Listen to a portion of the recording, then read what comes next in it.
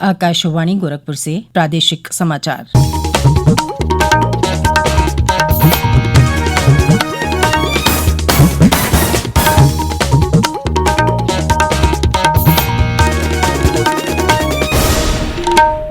नमस्कार, समाचार बुलेटिन के साथ मैं सुकीर्ति अस्थाना। पहले मुख्य समाचार।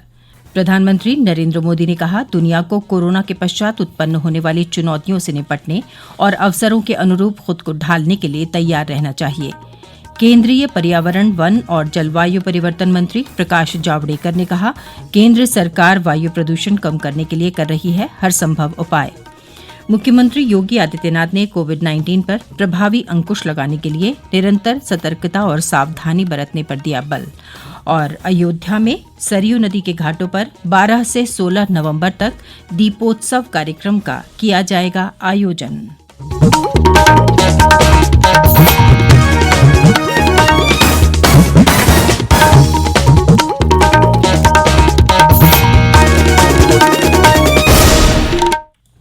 और अब समाचार विस्तार से। प्रधानमंत्री नरेंद्र मोदी ने कहा है कि कोविड-19 महामारी द्वितीय विश्व युद्ध की तरह इतिहास की एक परिवर्तनकारी घटना होगी।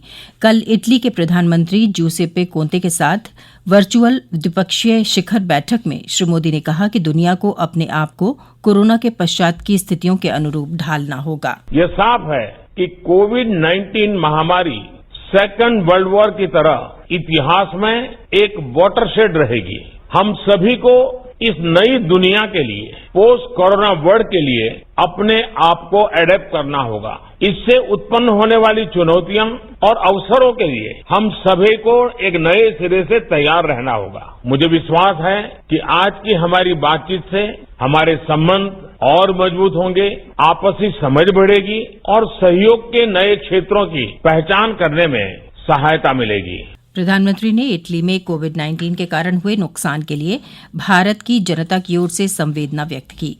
श्री मोदी ने कहा कि विश्व के अन्य देशों को जब कोरोना वायरस की जानकारी मिल रही थी और वो इसे समझने की कोशिश कर रहे थे, तब इटली इससे जूझ रहा था। उन्होंने कहा कि इटली की पूरी तत्परता से और सफलतापूर्वक स्थिति पर नियंत्रण पाया। श्री मोदी ने आशा व्यक्त की कि कोविड-19 के बाद स्थिति सुधरेगी और भारत को इटली की संसद के सदस्यों के स्वागत का अवसर मिलेगा। विदेश मंत्रालय में यूरोप पश्चिम क्षेत्र के संयुक्त सचिव संदीप चक्रवर्ती ने बताया कि पिछले 3 वर्ष में दोनों नेताओं के बीच ये 5वीं वार्ता है। उन्होंने बताया कि बैठक में क्षेत्रीय और बहुपक्षीय मुद्दों के साथ साथ द्विपक्षीय संबंधों पर विस्तार से चर्चा की गई। एक सवाल के जवाब में श्री चक्रवर्ती ने बताया कि आर्थिक संबंधों पर प्रमुखता से चर्चा की गई।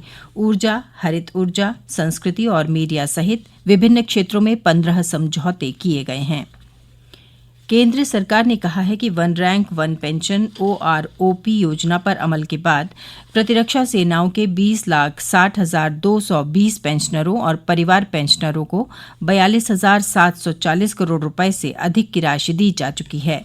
सरकार ने भारी वित्तीय बोझ के बावजूद नवंबर 2015 में वन रैंक वन पेंशन योजना पर अमल का ऐतिहासिक फैसला किया था और 1 जुलाई 2014 से रक्षा कर्मियों को इसका फायदा दिया गया। रक्षा मंत्रालय के अनुसार वन रैंक वन पेंशन योजना के लाभार्थियों को 7वें केंद्रीय वेतन आयोग में की गई सिफारिशों के अनुसार पेंशन निर्धारित करने का फायदा भी दिया गया।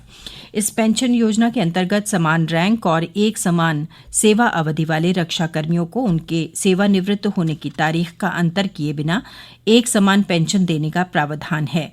इससे अतीत में सेवानिवृत्त हुए सैनिकों और हाल में सेवानिवृत्त सैनिकों की पेंशन में अंतर दूर कर दिया गया है। पूर्व सैन्यकर्मी करीब 45 साल से वन रैंक वन पेंशन योजना लागू करने की मांग कर रहे थे। केंद्रीय पर्यावरण, वन और जलवायु परिवर्तन मंत्री प्रकाश जावड़ेकर ने कहा है कि केंद्र सरकार वायु प्रदूषण कम करने के लिए हर संभव उपाय कर रही है। उन्होंने कहा कि वायु प्रदूषण की समस्या के समाधान के प्रयासों के तहत प्रौद्योगिकी संबंधी हर संभव उपाय को प्रोत्साहित किया जाएगा। पुणे में देश के इस प्रकार के पहले संयंत्र का वर्चुअली उद्घाटन करते हुए पर्यावरण मंत्री ने कहा कि पराली जलाना एक और चिंता का विषय है। उन्होंने आशा व्यक्त की कि इस प्रकार की प्रौद्योगिकी से प्रदूषण की समस्या का निवारण हो सकेगा। विश्वविद्यालय अनुदान आयोग यूजीसी ने देश भर में विश्वविद्यालयों और महाविद्यालयों को फिर से खोलने के लिए दिशा निर्देश जारी किए हैं। नए दिशा निर्देशों के अनुसार कोरोना नियंत्रण क्षेत्र को छोड़कर बाकी क्षेत्रों में संबंधित राज्यों और केंद्र शासित प्रदेशों की सरकारों के साथ विचार विमर्श करके चरणबद्ध तरीके से विश्वविद्यालयों और महाविद्यालयों को खोला जा सकता है। यूजीसी ने सप्ताह में 6 कार्य दिवस और सुरक्षित दूरी रखते हुए विद्यार्थियों की संख्या कम रखकर कक्षाएं शुरू करने की सलाह दी है। हालांकि संस्थान की जरूरत के अनुसार प्रतिदिन शिक्षण के घंटे को बढ़ाया जा सकता है। ये समाचार आप आकाशवाणी गोरखपुर से सुन रहे हैं। मुख्यमंत्री योगी आदित्यनाथ ने कोविड-19 पर प्रभावी अंकुश लगाने के लिए निरंतर सतर्कता एवं सावधानी बरतने पर बल दिया है। उन्होंने कहा है कि कोरोना के प्रति लापरवाही भारी पड़ सकती है, इसलिए कोविड-19 के संक्रमण की चेन को तोड़ने के लिए प्रभावी उपाय जारी रखते हुए लोगों को कोरोना से बचाव के संबंध में निरंतर जागरूक किया जाए। मुख्यमंत्री कल लखनऊ में एक उच्च स्तरीय बैठक में अनलॉक व्यवस्था की समीक्षा कर रहे थे। उन्होंने कहा कि आगामी त्योहारों के मद्देनजर विभिन्न समूहों की फोकस टेस्टिंग का कार्य प्रभावी ढंग से संचालित किया जाए। उन्होंने कहा कि डेंगू सहित विभिन्न संचारी रोगों को नियंत्रित करने के लिए एंटी लार्वा रसायनों का नियमित तौर पर छिड़काव और फॉगिंग का कार्य भी लगातार संचालित किया जाए। राज्यपाल आनंदीबेन पटेल ने कल राजभवन में कोरोना महामारी के दौरान उत्कृष्ट कार्य करने वाली स्वयंसेवी संस्थाओं को प्रशस्ति पत्र देकर सम्मानित किया। इस अवसर पर राज्यपाल ने कहा कि लॉकडाउन के दौरान राज्य सरकार और गैर सरकारी संस्थाओं ने मिलकर आम जनता एवं प्रवासी श्रमिकों के भोजन तथा परिवहन की व्यवस्था करके उन्हें मदद पहुंचाई। इसके लिए लखनऊ के जिलाधिकारी एवं गैर सरकारी संस्थाएं बधाई के पात्र हैं। इनका सम्मान करना हमारे लिए गौरव की बात है। मुख्यमंत्री योगी आदित्यनाथ ने पेंशनर्स के लिए जीवन प्रमाण पत्र की प्रक्रिया को सुगम और सहज बनाने के निर्देश दिए हैं। उन्होंने कहा है कि जीवन प्रमाण पत्र प्रस्तुत करने के लिए ऑनलाइन प्रक्रिया को बढ़ावा देते हुए इस व्यवस्था को पेंशनर्स के लिए सुविधाजनक बनाया जाए। इससे पेंशनधारक घर अथवा कॉमन सर्विस सेंटर के माध्यम से जीवन प्रमाण पत्र प्रस्तुत करके आसानी से पेंशन प्राप्त करते रहेंगे। राज्य सरकार के प्रवक्ता ने यह जानकारी देते हुए बताया कि डाक विभाग के अंतर्गत इंडिया पोस्ट पेमेंट बैंक द्वारा पेंशन धारकों को जीवन प्रमाण पत्र की सुविधा उनके घर पर उपलब्ध कराई जा रही है। इसके तहत डाकिये अथवा ग्रामीण डाक सेवाओं द्वारा स्मार्टफोन और बायोमेट्रिक डिवाइस का इस्तेमाल करके खाताधारक को घर पर ही बैंकिंग सेवाएं उपलब्ध कराई जा रही हैं। मुख्यमंत्री योगी आदित्यनाथ ने कहा कि मूल्य समर्थन योजना के तहत किसानों से की जा रही धान की खरीद से पूरे प्रदेश में बड़ी संख्या में किसान लाभान्वित हो रहे हैं। उन्होंने पराली जलाने से प्रदूषण पर होने वाले दुष्प्रभाव को रोकने के लिए कृषि विभाग से किसानों को निरंतर जागरूक करने के निर्देश दिए हैं। उन्होंने कहा कि पराली जलाने की कार्रवाई पर किसानों के साथ कोई दुर्व्यवहार अथवा उत्पीड़न न किया जाए।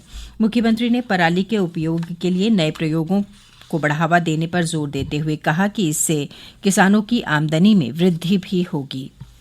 प्रदेश सरकार ने दीपावली के अवसर पर अयोध्या में सरयू नदी के घाटों पर दीपोत्सव कार्यक्रम मनाने का फैसला किया है।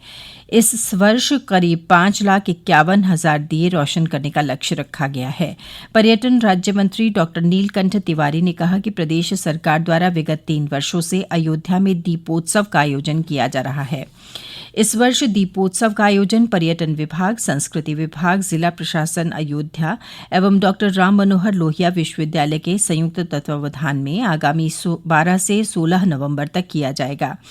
पर्यटन मंत्री ने कहा कि दीपोत्सव 2020 के सफलतापूर्वक आयोजन के लिए विस्तृत समीक्षा की गई है तथा सभी कार्यों के लिए नोडल अधिकारी नियुक्त किए गए हैं। उन्होंने कहा कि कार्यक्रम के आयोजन के दौरान कोरोना महामारी के मद्देनजर सामाजिक दूरी के सभी मानकों का पालन किया जाएगा। प्रदेश पुलिस ने सोशल मीडिया पर खेलो इंडिया खेलों में भाग लेने के लिए प्रतिभागियों से आवेदन के साथ 6,000 रुपए की मांग कर रहे 3 लोगों को गिरफ्तार किया है। खेलो इंडिया का आयोजन 2021 में हरियाणा के पंचकुला में होना है। युवा मामले और खेल मंत्रालय ने एक बयान में बताया कि भारतीय खेल प्राधिकरण द्वारा दर्ज प्राथमिकी के आधार पर ये गिरफ्तारियां की गई हैं। और अंत में मुख्य समाचार एक बार फिर। प्रधानमंत्री नरेंद्र मोदी ने कहा, दुनिया को कोरोना के पश्चात उत्पन्न होने वाली चुनौतियों से निपटने और अवसरों के अनुरूप खुद को ढालने के लिए तैयार रहना चाहिए। केंद्रीय पर्यावरण, वन और जलवायु परिवर्तन मंत्री प्रकाश जावड़ेकर ने कहा, केंद्र सरकार वायु प्रदूषण कम करने के लिए कर रही है हर संभव उपाय। मुख्यमंत्री योगी आदित्यनाथ ने कोविड-19 पर प्रभावी अंकुश लगाने के लिए निरंतर सतर्कता और सावधानी बरतने पर दिया बल। और अयोध्या में सरयू नदी के घाटों पर 12 से 16 नवंबर तक दीपोत्सव कार्यक्रम का किया जाएगा आयोजन। इसके साथ ही समाचार बुलेटिन समाप्त हुआ। नमस्कार।